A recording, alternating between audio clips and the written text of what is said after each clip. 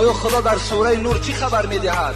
میگوید باید که زنها با ستر باشند، زنها باید بالای سر رویمال داشته باشند، پیشهای بری بسته داشته باشند، آستینهای دراز داشته باشند. این حکم خداست. لیکن من به این خواهرها چی میگویم؟ میگویم حضرت مولوی بسیار یک تسکین خوب دادن. گفتن محبان خورده صدسنگی علامت، تو کی میمانی ای سالک سلامت. این دوستان خدا چی جفاها کشیدن.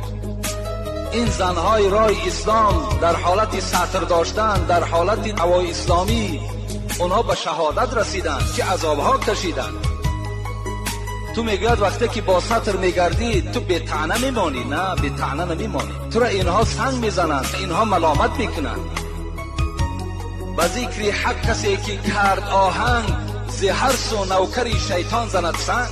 اگر کسی در راه خدا رفتار دارد، گفتار دارد و از هر طرف شیطان نوکارا شاگردهاش سنگ میزنند. ز هر سو میجکد سگ بر سری راه، نظر بر سگ مکن به سوی الله. حضرت مولوی میگوید این کمپیرها و این موی سفیدهایی که شما را این گونه